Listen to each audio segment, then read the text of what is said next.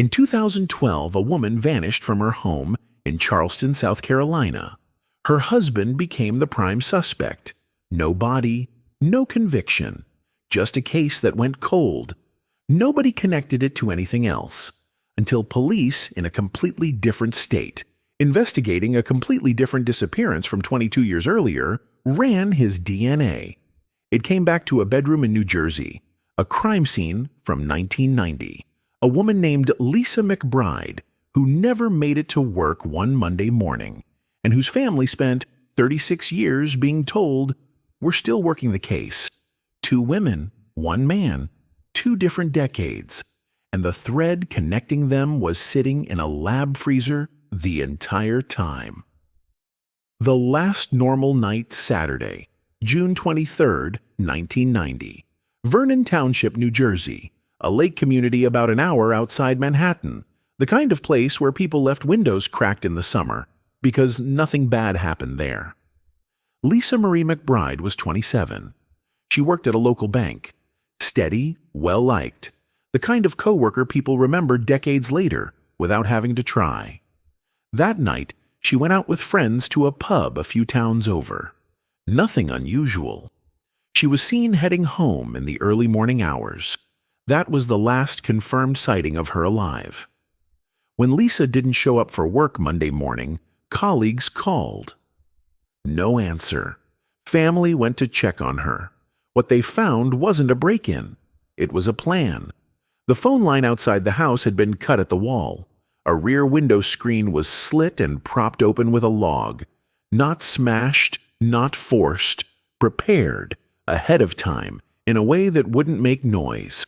Inside, the sofa had been dragged from the wall, and Lisa's bed, sheets, blankets, every pillow, was gone. Not messy, removed. Someone had waited for her, and someone had come back for the evidence. 4 months of nothing.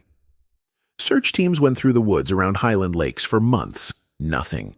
The case sat with no leads until October, when a hunter found human remains near the Delaware River, close to the Pennsylvania line, miles from her house, in an area most locals wouldn't stumble into by accident.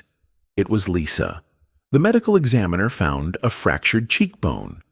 Blunt trauma, not an accident. Investigators had a name almost immediately. A man who lived nearby and had known Lisa through the bank. He fit the profile. He knew the area. But in 1990, knowing the area and having a personal connection to the victim wasn't enough to charge anyone. There was no DNA match to run him against, no confession, no witness placing him at the house. He was a suspect the way a lot of people in the 90s were suspects, known to police, never charged, free to keep living his life. In 1996, he left New Jersey for South Carolina. According to investigators, he took something with him, items later described as belonging to Lisa, her wallet, her driver's license, and a small brass keychain engraved with her nickname, Weeza. Investigators believe he kept them.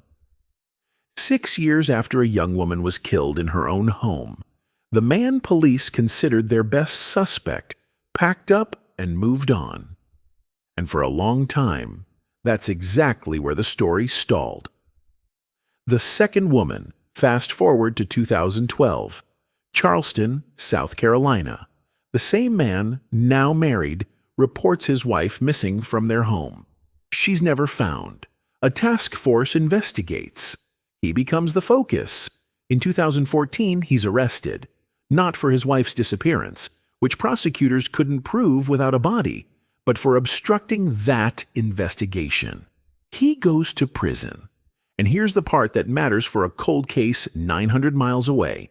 When someone is convicted of a felony, their DNA typically gets collected and entered into CODIS, the FBI's National DNA Database. That's standard. That happens in thousands of cases every year and usually goes nowhere. This time, it planted a flag in a system that a New Jersey cold case unit would eventually walk straight into. The part nobody reported for 24 years. Here's a detail that makes this story different from most DNA finally caught him cases. Someone already knew. According to court documents, back in 1995, 5 years after Lisa's murder, a year before the suspect left New Jersey, he told an acquaintance directly that he had killed her. The reason, he reportedly said, was that she'd turned him down for a date. He allegedly also said he went back to the house in the days after, trying to find something he'd left behind. That conversation happened. And then it sat unreported for almost a quarter of a century. It wasn't until Sussex County reopened the case in 2019, cold case units recanvassing everyone remotely connected to the original file, that a detective finally sat down with the right person and asked the right question. And for the first time, that 1995 conversation went into an official police record. Knowing something and proving something are two different problems. Cold case investigators were now closing the gap on both. What technology in 1990 couldn't do? The physical evidence from Lisa's bedroom had been preserved since the day it was collected. That part never changed. What changed was the science. In 1990, DNA testing existed, but it struggled badly with mixed samples, evidence containing more than one person's genetic material tangled together. The evidence recovered from the headboard in Lisa's room was exactly that, a mixture, male and female DNA, combined in a way 1990s era testing simply couldn't cleanly separate.